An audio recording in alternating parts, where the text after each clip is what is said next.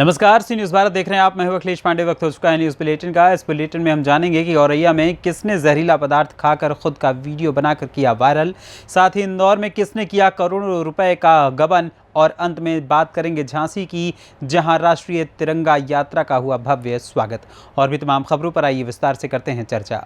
उपजिलाधिकारी बिधूना लवलीत कौर और उनके पेशगार पर गंभीर आरोप लगे हैं। स्टाम्प वेंडर अनिल चौहान जहरीला पदार्थ खाने से पहले वीडियो बनाकर सोशल मीडिया में अपलोड किया।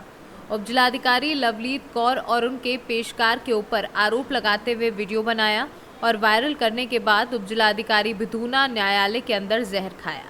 उपजिलाधिकारी लवलीत कौर ने आनन फानन में अपने सरकारी वाहन से होमगार्ड के साथ बिधूना सरकारी अस्पताल में भर्ती कराया है। परिजनों ने उपजिलाधिकारी बिधूना पर मानसिक प्रताड़ना और गलत तरीके से लाइसेंस निरस्त करने का आरोप लगाया है।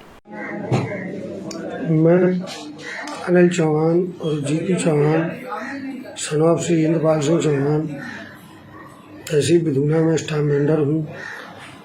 वह मैंने भ्रष्टाचार के खिलाफ आवाज़ उठाई, जिसमें कि पहले पारिवारिक लाभ योजना घोटाला हुआ था बिधूना तहसील में, वह आवास घोटाला हुआ था जिसकी मैंने एप्लीकेशन दी थी, जिस पर घोटाला खोला गया।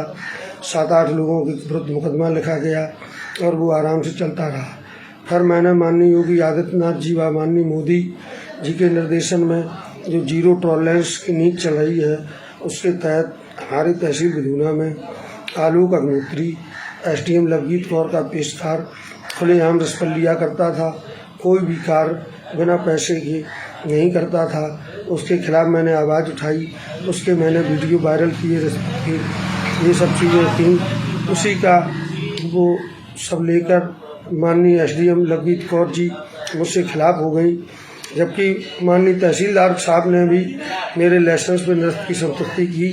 लेकिन तहसीलदार साहब हमारे अच्छे हैं, उन्होंने मुझे कोई उत्पीड़न नहीं किया, लेकिन माननीय SDM महोदय ने मेरा उत्पीड़न किया और मेरे खिलाफ ADM साहब के यहाँ लिख कर भेज दिया कि मेरा लाइसेंस निरस्त कर दिया जाए।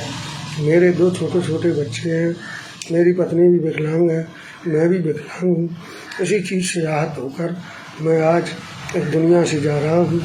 बस सभी से कहते जा रहा हूँ कि माननीय SDM साहब, कभी किसी विकलांग के साथ ऐसा उत्पीड़न मत करना।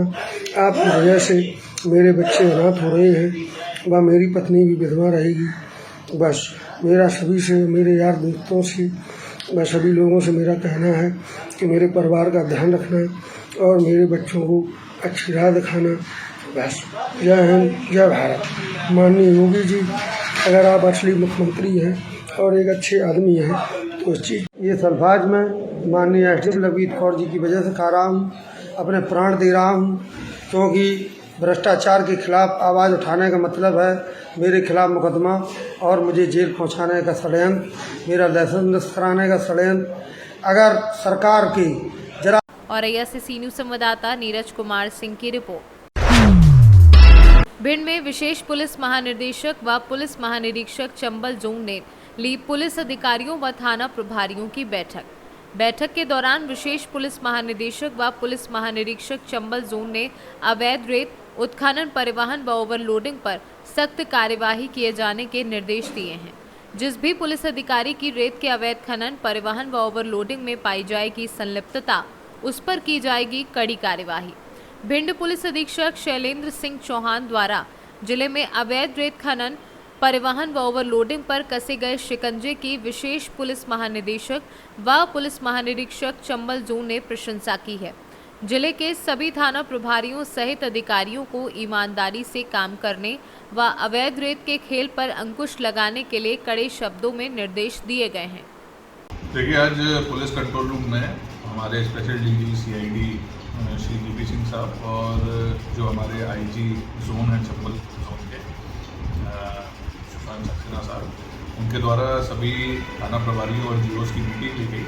उसमें उनके द्वारा जो है काफ़ी समय से यहाँ पे जो एक समस्या प्रचलित थी अवैध रेत उत्खनन परिवहन को लेकर, उसके विषय में सभी को दिशा निर्देश दिए गए और सख्त से सख्त कार्रवाई करने के उनको बताया गया।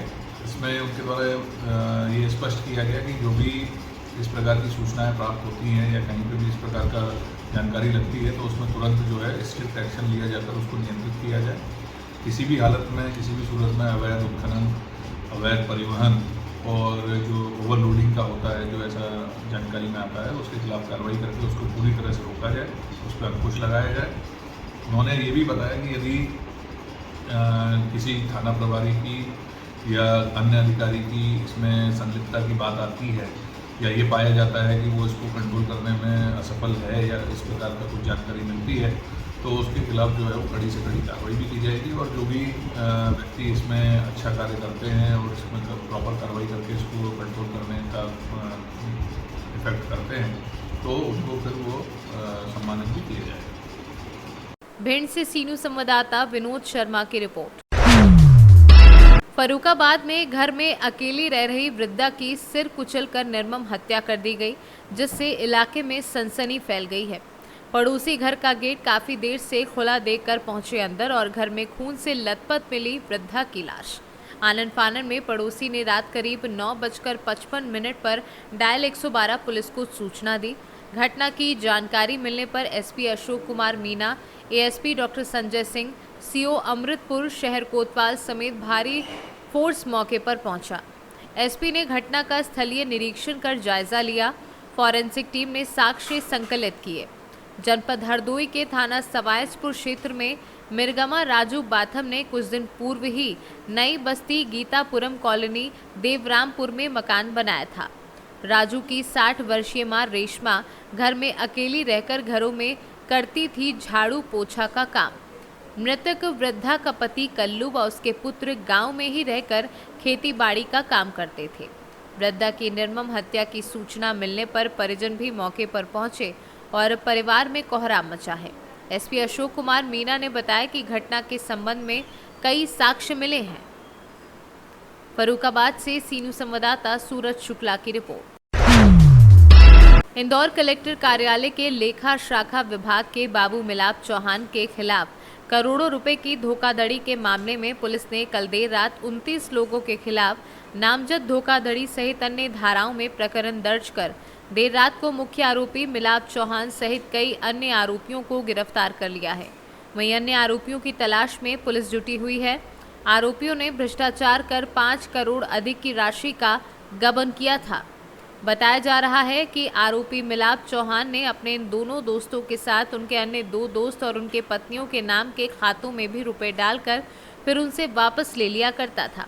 वहीं अब पुलिस पकड़े आरोपियों से पूछताछ में जुटी है। कई बड़े खुलासे हो सकते हैं।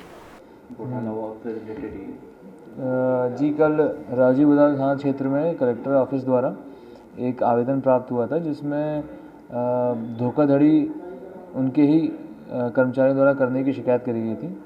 इसमें उनके विभाग के लेखा शाखा में पदस्थ सहायक ग्रेड 3 के जो अधिकारी थे उनके द्वारा फर्जी तरीके से जो अभिस्वीकृति आदेश होते हैं वो जनरेट करके और उनके ही रिश्तेदारों के और पहचान वालों के खाते अनाधिकृत रूप से जोड़कर उसमें पैसे ट्रांसफ़र किए गए हैं।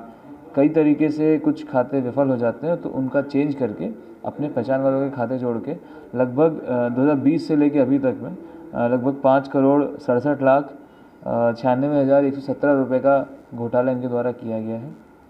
ये आवेदन पर से मामला पंजीबद्ध किया गया है 420, 467 और अन्य भादवी की धाराओं में। इसमें कुल 29 आरोपी बनाए गए हैं। ये कौन कौन आरोपी हैं सर?